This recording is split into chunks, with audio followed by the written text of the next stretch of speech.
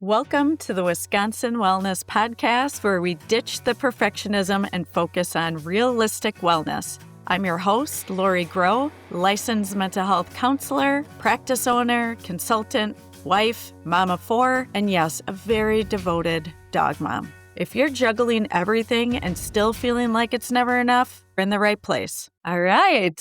So welcome to the Wisconsin Wellness Podcast. I'm your host, Laurie Grow, and today I'm joined with Bradley Brown, a therapist at Shoreside Therapies who brings a grounded approach to mental health. Bradley works with men navigating identity, emotional regulation, relationships, trauma, and pressures of modern masculinity. Known for his thoughtful presence and ability to connect across age and backgrounds, he helps clients explore what it really means to be well and whole in today's world. Today, we're focusing in on a very special day, Father's Day. And we thought it'd be great to have a conversation because dads deserve this space to talk about mental health as well and their emotional lives. So welcome today. Thank you. So Brad, what are some of those things you are noticing for your clients right now in mental health? What are some dads experiencing? I think dads these days are just trying to keep up with the changes in the roles and responsibility of being a dad. And I noticed the difference in the generational shift when I had my first child and my dad called and my spouse was at a professional meeting and he said, "Oh, so you're home babysitting?" And I said, "No, Dad, we call it parenting now." When I was growing up, if mom was out in an event or a meeting, she asked dad, like sort of as a favor to watch us. That doesn't mean that my dad wasn't present in our lives in a lot of other different ways. He didn't see that it was his primary duty to be a caretaker, to be like the nurturer. Dads these days, the statistics show it that recently the Pew Trust came out with a report. It was actually dated in 2021, but I think it's all still relevant that 1 of 5 stay-at-home parents is a dad. That means that 7% of all stay-at-home parents are dads. Back in 1989, that was 4%. I didn't realize that shift. I know that that's something I hear more and more, and it is such an interesting conversation to have with dads, especially stay-at-home dads, on some of the things they experience and some of the difficulties in that role. Right. That is very different than a mom in that position. And even those men that aren't staying at home, they feel as if they want to contribute to the housework, the child care. They're actually doing more than that. We still have a long way to go to get to 50-50. Let's be honest about that. But also let's be aware that it is changing, and men are trying to adapt. In 1965, men did housework for 2.5 hours a week. And they did 4 hours of childcare. And 2021, they did the same study. And men are now doing 7 hours of housework compared to 2.5 hours a week and 10 hours of childcare. Those things have more than doubled, almost tripled in some instances. Yeah, I wonder too, even the shift to now, because I bet you that's also shifted significantly. I do feel like we're having so many more conversations about what that looks like and feels like. The roles are really quite different, and all families kind of figure that out for themselves, for better or worse. But that trend, I think, is really significant and important because sometimes what happens is the lack of acknowledgement of that shift. Yeah, I just wonder how many men are talking about it amongst themselves or even with their partners. I think even though the dads aren't at 50% with the moms on all this stuff, they're still struggling against the model of fatherhood and manhood they grew up with, which was really strongly about being a provider. Right. And the men that I see they're aspiring to be like a 50-50 partner. They're aspiring to have a more fuller balance than just being the provider. They want to be the nurturer. And in fact, it's like 50% of dads say that they don't have enough time with their kids. Wow. That really shows you the disconnect between their aspirational goals and kind of what they're dealing with.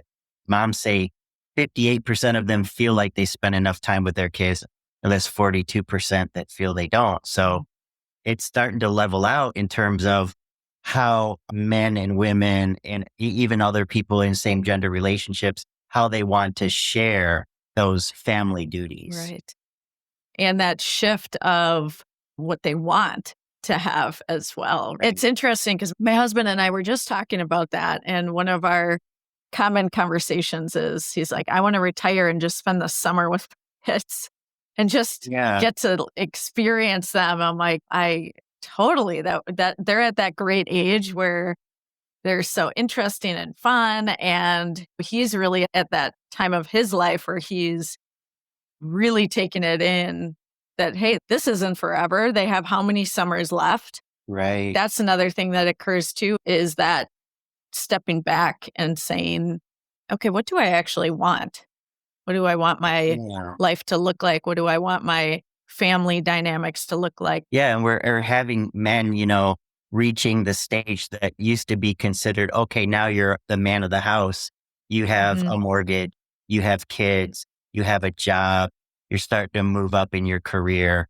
And some dads are like, wait a minute, I got everything that I said I wanted, or the previous societal expectations said were the marks of being a good dad or being a good husband, being a good spouse, being all of that. Mm. And they're saying, but it's not really what I want. I'm not feeling Right. like whole the way I thought I would when I got here. That's a really good time if you're feeling that way to reach out to friends, Mhm. talk to a counselor, to just say out loud the things that you're feeling, but don't know what to do with. A couple of things with what you're saying. There tends to be more of that isolation in that experience. I wish there was a lot more conversations. And I do think that there's a shift there as well. But I believe it could be so much better. Again, like one of the conversations I will hear is it seems like I'm the only one, I'm the only one experiencing this. And whenever we feel alone, then it makes it harder to communicate and say what's actually going on. It's so prevalent that you have families where both spouses go to work. 60% Mhm. of two-parent households have people that work their own full-time jobs. Then you kind of wonder, how are spouses talking to each other about it? You Mhm. can kind of get bogged down in just the scheduling of surviving the day. That takes its toll on the marriage and the relationship. You're both feeling it. And maybe sometimes you're both trying to be the one to escape to the bathroom to check your Right. social media. Yeah, trying to outrun each other. Yeah. It causes some frustration, obviously. But how do you communicate with each other? Right. You have some shared goals, but both men and women are struggling against expectations and images, schemas they carry around about Mhm. what it means to be a parent, what it means to be a spouse. And you just wonder, if we talk to each other a little bit more about that, what we could understand. Exactly. That conversation with a partner as well. Hey, I know we want some of the same things. Can we just have a conversation and map it out? I know that a lot of people are experiencing that. The day to day Yeah. bogs you down, exactly what you're saying. And then, oh, this was the guiding light. And now we're just worried about who's taking who to soccer and those Right. conversations and not really prioritizing what both people really want. Yeah. Yeah. Just clarifying visions and goals for what family life can look like. Kind of making it up as we go along a little bit, which is Mhm. fine, but you know, it'll feel less like we're making it up as we go when we realize other families are experiencing the same thing that we are. Community and creating more avenues for communication. That's so important. What I hear from dads in particular, well, there's a few things, but one of the things is that they might feel loneliness. I'm working all day. come home and then it's family and then I'm exhausted and that's it. In kind of that old model, and I'm generalizing, but in that old model, a lot of times dad goes out, dad does an activity, dad does Exactly. something, right? Yeah. And that coping is outsourced, or in order to cope, in order to feel better, I'm leaving to do something. I don't see that as much, but it then comes back to more loneliness I'm Yeah. seeing. I think that the old model, some of the messages that men got was you worked, you did your part, you brought home the paycheck. Yeah. You can go to your recliner and read the evening newspaper. Well, now it Mhm. would be scrolling on our phone. Or you worked, you're the worker, you're the provider, you're the breadwinner. So, of course, you can just schedule your free time however you want. Mhm. And that is less true in the new model, in the new Mhm. relationships. And what I see men struggling with is giving themselves permission to do self care. They're trying to Yes. figure out what that looks like to actually, plan their lives or, give intention to how they're going to care for themselves. It's that whole thing with when you get new responsibilities and they're not clear, you're just trying to do everything. Sometimes you forget to do the Yeah. important things. You know that feeling when you meet someone and within 5 minutes you just know you could talk to them for hours? Actually, that's one of my hiring requirements at Shoreside Therapies. Yep, all of our therapists are highly educated, experienced, specialized in all sorts of different areas. But the real test is, can I imagine sitting with them for an awkwardly long road trip? There's not a ton of people that I would do that with. As a self proclaimed awkward introvert myself, I've realized how important this is. Finding the therapist isn't just about credentials, it's about feeling comfortable enough to show up as yourself, the good, the bad, the I just cried watching a dog commercial version of you. And that's why I'm so picky about who joins our team. So if you're looking for a therapist who not only knows their stuff, but also feels like a real person, then check us out. Shoreside Therapies, where therapy is real, human, and maybe even a little fun. Yes, it can be fun sometimes. I think men need to start thinking a little bit more about that. How am I caring for myself alongside of I kind of think of planning my life and putting things in like three buckets. The routine, that's Yeah. like the calendar check. That's picking somebody up from school, running back for the shoes they left. That's the routine. And that's the part where if you make it to the end of the day and everybody's still alive, you're like, great, I Yes, survived. we did it. Yeah. And then the second one is intentionally doing something you enjoy on a regular basis.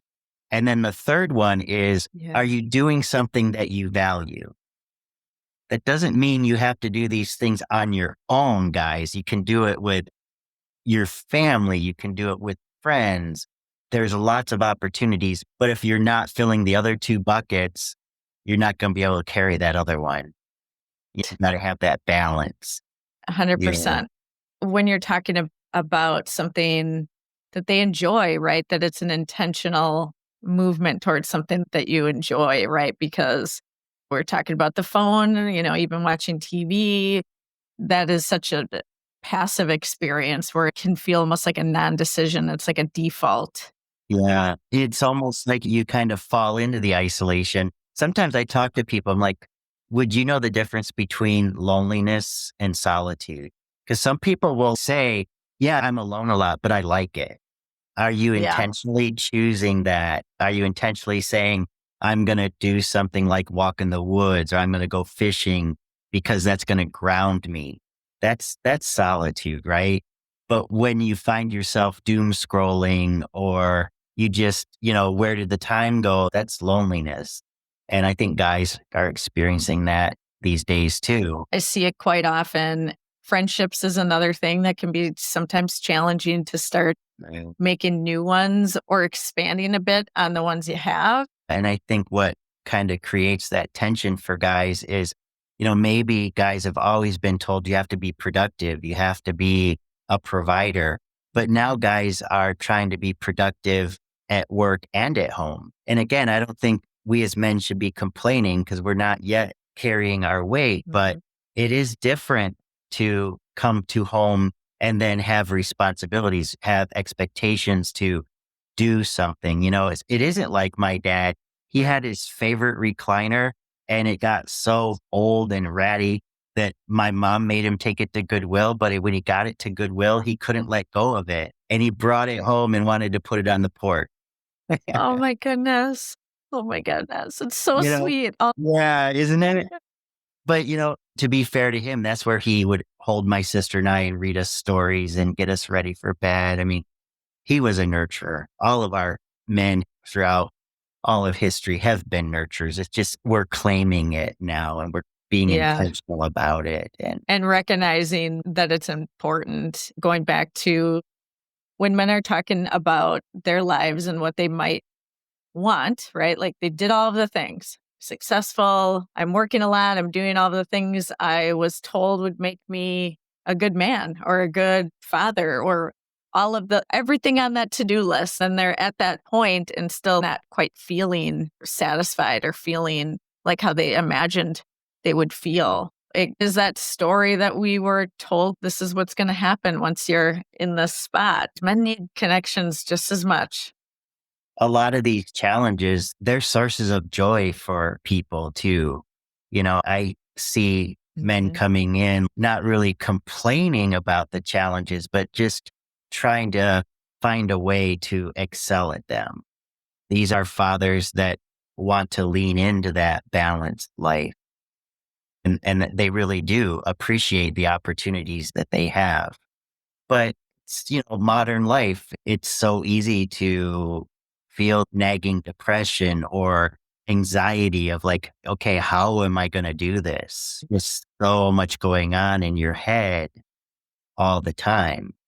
Something that we're seeing more men are actually starting to come to therapy. Men are trying to step over the stigma of even talking to people. That I see definitely changing. I see more men being receptive to counseling. And I Yeah. just think we're starting to learn more about what men in this time are struggling with. We've kind of talked about a certain model of a man and certain model of a family. There's other models of masculinity. There's other family structures. It might not really be able to relate to what you and I are talking about. But I think, even the American Counseling Association has tried to start talking about masculinities as a plural noun, not singular. Men are having more models available to them. Wow, that is a huge shift. Yeah. So easily it can feel like that masculinity is taken away.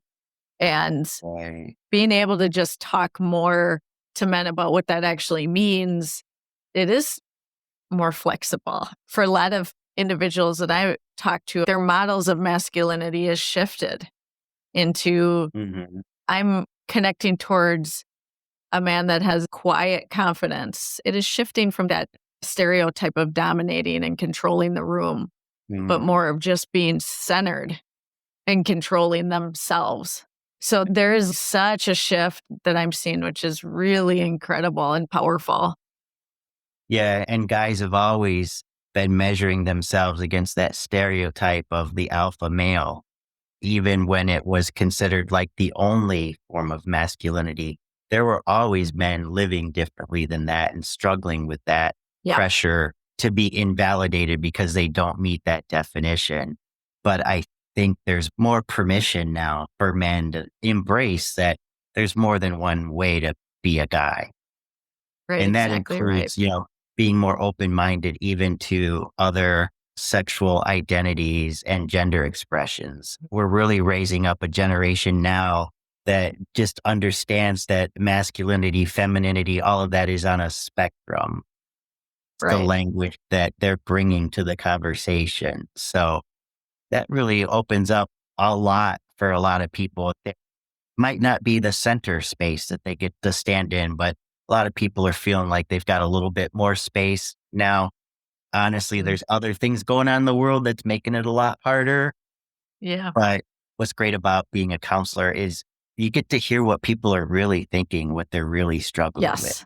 Yes, you said it right there. That is it, it is the best gift because you do get to hear what are those things that are really coming up, not just what's being shown when you're looking at social media and all of that information. You're hearing like what is somebody actually thinking about, actually feeling, actually struggling with.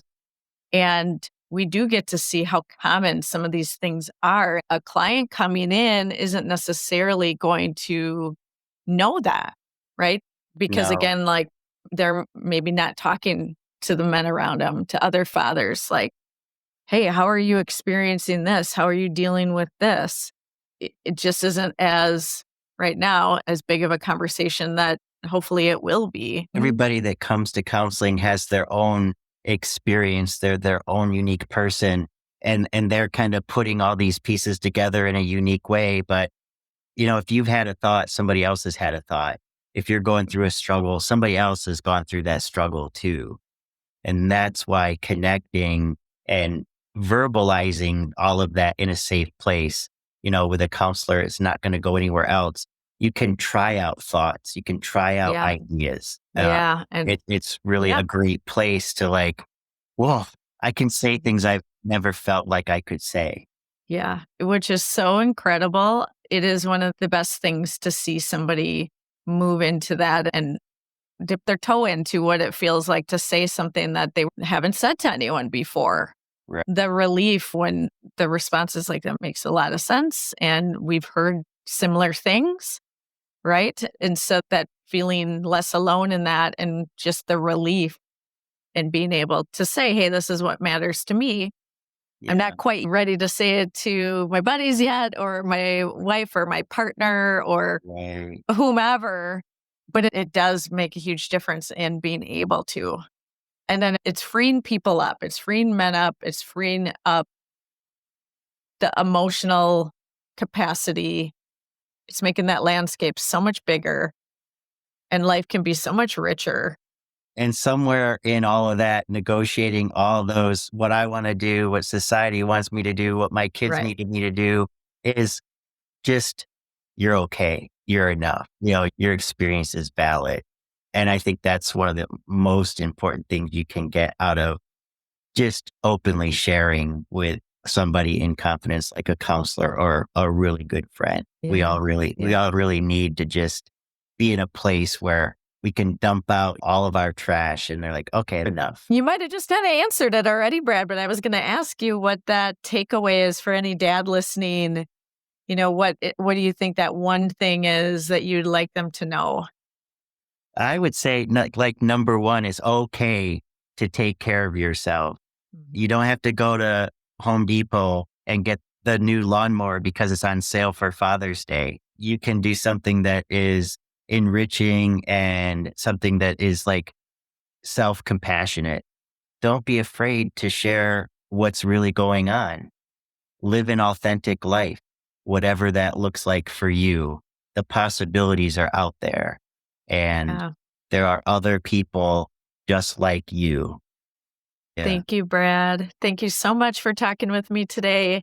And any of you listeners or viewers can reach out to Brad at shoresidetherapies.com and he'll get back to you and you can set up an appointment right there online, or you can reach out to Katie at Shoreside Therapies to set something up with Brad. So thanks again, Brad. Thank you. Thank you so much. Take care. Thanks for tuning in. If this episode helped you, leave a quick review and hit subscribe so you don't miss what's next. And while I am a therapist, I'm not your therapist. But good news, I know some amazing ones. Head to shoresidetherapies.com to get matched. Want a little extra support? Grab my free 5-minute reset rituals when you join the newsletter at wisconsinwellnesspodcast.com. You've got this. Small steps really do add up.